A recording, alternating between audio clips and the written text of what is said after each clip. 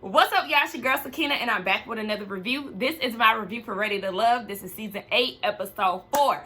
So let's go ahead and get into it. I think this episode was pretty good, but there were some people that was definitely making me mad. So let's go ahead and get into it. So we see Blue. He sets up a fishing day or trip, whatever, for the men. And I'm like, Blue, after the mixer, this is our first dating scene that we've seen out of you. And instead of going on a date, you chose to go on a fishing date with the men, with the bros. I mean, obviously, you've been doing some type of work in the background because the women have mentioned that you are an interest of theirs. But why do you want to hang with them? Especially Tony and Blake. Mark Anthony, he cool. But Tony and really Blake, that's who you want to hang with instead of one of the women? Okay, so they on this fishing trip, right? And Mark Anthony is asking Blake about Suan. He said that their connection is strong enough and their realities align with each other. Mark Anthony said that he's still feeling Mercedes, but it's still early, so he want to weigh his options. And then we see Tommy crash the party. And he's telling them that we're having a yacht party later on this week, and one of the women will be sent home, so take your time to get to know them. So before we get to the yacht party, we actually see 2 dates. One was with Mark Anthony and Jeffrey. They go mechanical bull riding, and Mark Anthony has some questions for her, asking who or what she needs out of a man and what she's looking for in a relationship. And she said she's looking for a protector, a leader, provider, a confidant, all of that. But she also said that she is a nurturer and she's a giver. So she needs that energy reciprocated back to her as well. Then she asks him, I'm a mother of 3. What does that look like for you dating somebody with kids? And he said that he's coming from a blended family. And before he could really get to say what he needed to say out, she cut him off. And I wish that people would learn how to allow people to complete their statements before cutting them off, because you just never know what they're going to say. Things will reveal itself once you allow them to talk. So before he could even say what else he was going to say, she was like, oh, so you're okay with that? You're okay with dating somebody with kids? And he's like, yeah. So because of that, he's now moved up on her list. Meanwhile, in his confessional, he's saying that that's something that is highly complicated, that he would like to take slow because he's never dated anyone with kids. I wish he would have led with that. And maybe that's something that he would have mentioned had she not cut him off. But I really wanted him to say that to her because, she putting you up there. I mean, he obviously got her up there too. But you haven't dated anyone with children, so you really don't. Just because you come from a blended family, it doesn't necessarily mean that you're going to navigate or operate in the relationship in the way that she might want you to. Because 3 kids is a lot. You're a single man. That's going to be a lot of her time taken up with her children. So, yeah, you should have said that, honey. Anyway, we see Blue and Marcia. They go out to eat. And Marcia was saying out of the men at the mixer, Blue was definitely the more assertive and caring one. So it only makes sense that they go on a date.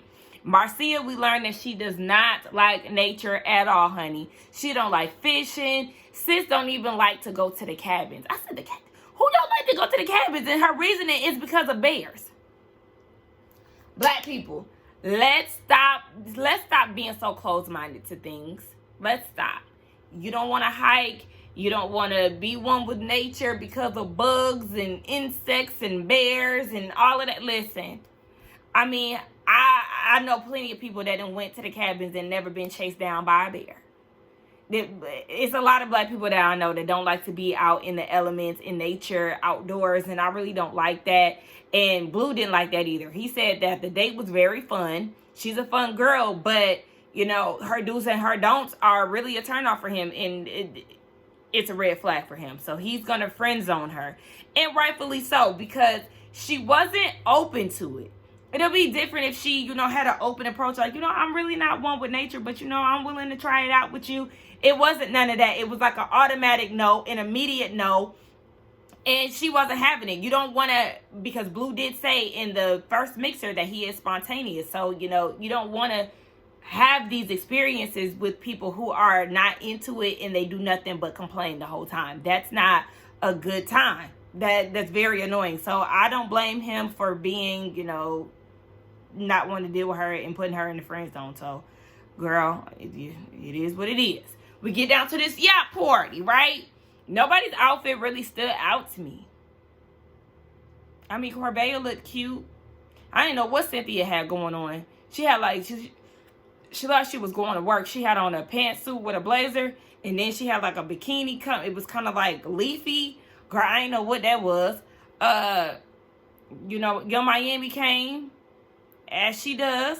Shout out to Jonique, because I do like her. Don't get mad at me for calling you Young Miami girl. With that Cuban chain. I do not like them Cuban chains. I don't know why. I just don't. Them Cuban link chains. Who else? Yeah, nobody else was really doing it for me. I mean, Marcia came through with a kitten heel.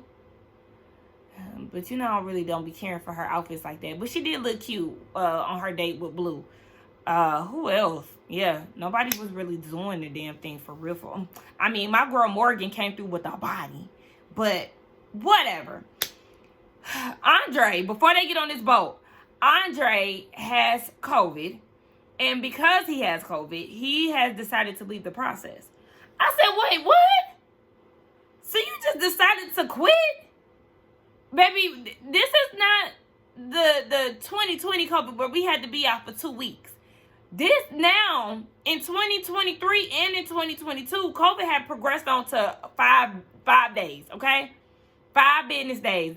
Hell, not even business days, baby, just 5 days. When you feeling good again, come on back now. You ain't got to quarantine that long. People barely even get COVID these days. So I'm just looking like, you don't have to take that much time out. And just because, and since he removed himself, I'm feeling like something ain't right. Something ain't right, something wasn't right. Now, Jeffrey and Cynthia are sad by this, obviously. But ladies, take this for what it is, because something ain't right. I don't understand why he decided to opt out of the whole experience because he got COVID. That don't make sense. Anyway, I feel like they should have replaced him, honestly. Only because it's still early in the game. This is only episode 4. Let's start doing that. Will Packer and Ready to Love people, anybody who just so happened to stumble across this review. If it's still early in the process, I feel like y'all need to just go ahead and replace that person. Yeah, go ahead and do that. Because remember that it was another guy who had, I think it was last season. Yeah, I think it was last season. He ended up going home the first day. And y'all should have replaced him. Have people on standby like they do on Bad Girls Club. Remember on Bad Girls Club when the girls get sent home, they send in a replacement? Yeah, y'all need to start doing that. Will, come on, do better now. We need more quality people. I mean, the men always be trash for real. But yeah, let's start replacing some of these people who leave the show early. Anyway, Anthony decides to show up to work. I said, oh my gosh, look at Blue and Anthony clocking in. I was so happy to see him and Blue. Okay, they done clocked in to work. He hasn't spoken to Cynthia yet, so they get down to it. He wants to know what life looks like for her in a relationship. And basically, she said, baby, if you don't know what it feels like to have kids and understand that these kids come first, then I don't know what else to do with you. And he relates to that because he has a daughter that he's pouring into, that he wants to make note that she is his first love, or he is her first love, and wants to show her how to be treated by a man. I said, I know that's right, Daddy. I love to hear that. I really love to hear that. So, yes, he's really trying to mold his daughter and, you know, teach her some valuable lessons. And Cynthia's feeling this vibe. She's feeling like he is the male version of her. And like I said, I'm happy to see that we are getting a scene out of Anthony and Blue. I'll put him back in there too, because I felt like both of them had something to give. To me, they stood out. I don't know if it was because it was a little mystery behind them, because we really haven't seen much of them, but I do like this pairing with Anthony and Cynthia. So I'm excited to see how far it goes. I feel like that is a good replacement for her. Because I did feel the vibe between her and Anthony. I'm not going to lie. I mean, not Anthony. Her and Andre with his little puffball and his curl. I was feeling that. I was feeling a little something, so I feel like this is a good replacement for her. She's a very mature woman. She's actually one of my favorites out of the women. And a lot of the guys there, I just simply don't see her with. But this right here, I could see it. Jeffrey is filling the void because Andre has left, so now she's flirting with Mark Anthony and Demario. We see Blake, who says that he lives in the bottom, which he does, and he pulls Suanne to the side, and he said that he wants to step it up a notch. So he gifts her with a bracelet. And, you know, she feels like the connection is stronger, and they're getting close. Suanne, come here. Let me sit down and talk to you. Are you familiar with Moomin from DC? Have you watched any of the previous Ready to Love seasons? Y'all remember Moomin? Do y'all remember what I used to call Moomin? If y'all don't, I'm going to remind y'all. Bare minimum Moomin, y'all twins. You reminded me of Moomin. Very easily impressed, giving gullible, just ignoring red flags. Because Blake is a walking red flag. Says he told you that he was going to step his rage up, basically. He going to step up that controlling side of him. He told you that when y'all went and sat down and you told him that he was in the bottom. And you ignored that. Us at home, we caught on to that. I don't know why you ignored it. And he said that right in front of you. That man is controlling. But outside of that, you are easily impressed. So I just, the connection is really not there. And I just don't understand why you don't see it, sis. But I'm going to get more into you later, sis. Morgan. She is not getting the attention that she's craving from Tony. He's just not doing it for her right now. And he talking about, so you mean to tell me that you think that I'm going to every woman telling them that I want them? She was like, I don't know. Well, he is. Yeah, he is. That's what he doing. You smooth talking to women. And wait a minute. Can we please stop saying, ladies, that Tony is husband material? Where y'all see that at? Where do y'all see that? Because I don't see it. All he is doing is smooth talking to ladies with that New York accent or wherever he from and thinking that's his way in and saying grace before every meal. That man ain't doing much of nothing.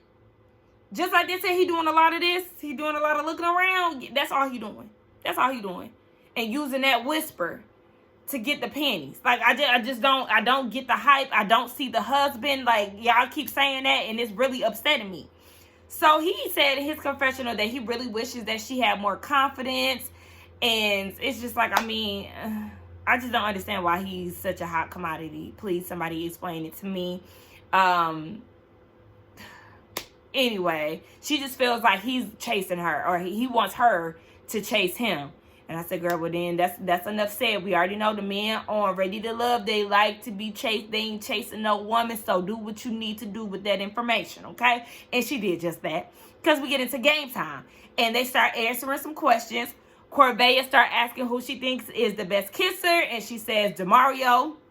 Anthony is ordered to give a foot massage to his strongest connection. And he was like, well, baby, listen, I got two. So I'm going to give a foot massage to Jeffrey and Mercedes. I'm saying, okay. Now, Mercedes was eating it up. And she was like, in her confessional, yeah, he better come and, give me a foot massage. Okay, friend. Friend? Now, don't get me wrong. You want to have that friendship there. And then, you build to a committed relationship. But I was just like, friend. Okay, Mercedes now. So, Morgan is asked to list who are the 3 sexiest people here. Her first one was Lyndon. Okay, girl, that's your choice. This is your pick. Okay, this is your Mount Rushmore. Y'all know y'all be seeing them videos when they be like, who, they ask the artist, who is your top 5 R&B Mount Rushmore, and people be getting offended. Baby, that's theirs. It's not yours, it's theirs. So you just gonna have to let, I know you might be questioning some of the people on there. You just got to let it be. So you said Linda, and I'm going to just let you have that. And she said Marcia, and last but not least, she wanted to give a shout out to herself, but she did a twirl. I said, come on, body yaddy. Y'all know I like Morgan. I think she's so beautiful with her cute little gap and that body, that face. Okay, I love Morgan. Tony is salty, y'all. He is feeling some type of way. He blindsided and all of that. Baby, you just ain't it. You ain't it. You wouldn't be on my list either. You in that spray painted haircut. No, thank you. You don't really got it for real. And she let you know, baby, two can play that game. You want to sit here and play with me? Well, let me tell you right now, baby, I got other options. And you not on this sexiest list. I'm sorry to tell you. So Jeffrey, she's asked to kiss her strongest connection. And she motions Mark Anthony over there. And, you know, he plant one on her lips. I mean, I noticed that my girl Mercedes, she ain't no hater, okay? Because she was like, okay. She was hyping up the situation. I said, okay. But I'm going to tell you who was hating. Zamario. Zamario was hating like hell. And he said that was an automatic turnoff and felt like that showed a lack of self-control. I said, skirt! You can stop all of that right now because you just mad she didn't choose you. If she chose you and kissed you, you would have been singing a different tune. You wouldn't have told her to stop. I'm sure you wouldn't. You was just mad because she didn't pick you. So speaking of him, he's now more focused on Corvea. So they're having a conversation because Jeffrey ain't giving him the time of day. And Corvea asked him how he felt about his connection, you know, talking to other men. And he was like, what is for me is for me. You know, if I got to spin a block or whatever, then it is what it is. And she was like, you know, I just really like you, that you hold yourself at a higher regard. And she's saying in her confessional that she really does see the chemistry there, but she wants to explore it a little bit more to see if it's actually real. So they start talking about family, and he was thinking his dad's praises. His dad is his backbone and had always been there for him. And she can relate to that because she really has a high regard for her mom. She said she grew up in a low-income area, but the tough love and the push that her parents gave her really made her appreciate them more. So then we see Blake. Blake goes and pulls Jeffrey to the side. And he wants to talk because she's hurt him with the things that she said. So she's like, okay, I hurt you. So what did I say? I don't want to talk about that. So you pulled me to the side to talk about how I hurt you, but you don't want to tell me what was told to you so I can elaborate or explain what my side of things and what happened. You want her to play a mind game. Baby Blake, ain't nobody got time to be playing with you. Like, seriously, what are we doing here? And it was just, after she was on his ass so tough, he wanted to deflect. And he's talking about how he was disturbed and, you know, all of this. But it's just like, baby, she's not a mind reader. I don't understand this. And she calls him a narcissist. My whole thing with this is he doesn't want to say what happened because he don't want her to put him on blast. You don't want to repeat that she caught you controlling, that she said that you were, she said that she was, that you said that she was, you know, the top pick, and he's tired of going through this process and lying to the women. You don't want to reveal all of that because you're scared of what she might say or bring attention to the conversation because it was amongst other people. There was other people in the area. You didn't want her to blast your ass. That's why you didn't want to talk about it, because what she said about you was true. So we see Jonique, aka Young Miami, and Tony talking. She was saying that she wants somebody to be serious with, but, you know, a lot of the men really aren't ready. She actually experienced that. She was ready to settle down with somebody, and he wasn't ready. And she actually gets emotional because she wants a family, she wants children and all of that. And, you know, after being single for so long, you start to question, will it really happen? And I was like, oh, Neek, it's okay. It's okay, so it's all right. You're going to find it. You're going to find it. But Tony, when you said that this is a good place to find it, I said, nigga, where? Where? The option of men, baby, I'm telling you, the men on this show is a no-go. Like, Tony, stop talking, because this truly is not the place to find who you looking for. Yes, some men do. Or some people do have success stories on Ready to Love. But, baby, it's real slim pickings. And his body language with her, it was just so weird. He didn't come off as genuine as he was trying to be. And don't get me wrong, sometimes when people are crying, some people don't know how to comfort them because it is uncomfortable for them. So I'm not going to go too hard on him, but I did compare the way that Andre was with Cynthia to how Tony is with Jonique. I just felt like that hug, all of it, it was just not, it wasn't really giving. It was giving fake. I don't know. So we see Jeffrey, Demario, and Suann. She wants to talk to them about what happened with Blake because, you know, he sits me down, but he doesn't really want to talk about the issue at hand. So she feels like he's caught, and caught in the sense of how he's trying to strategically move throughout the process. You know, with him pretending with the women, all the while he really wants to be with Jeffrey. Suann is questioning whether or not Jeffrey misinterpreted what was said because, according to her, Blake never said that. And Jeffrey is like, oh, here you go. You trying to put on that cape. You trying to swoop in and save the day for Blake. No, ma'am. We not doing none of that. Suann in her confessional is not affected by anything that Jeffrey has to say about Blake. That's not changing her views on him. And she was like, you know, some people are ready to love and some people are ready to lie. No. Well, Suann, let me tell you what I think. I think that you're ready to live in a lie with Blake.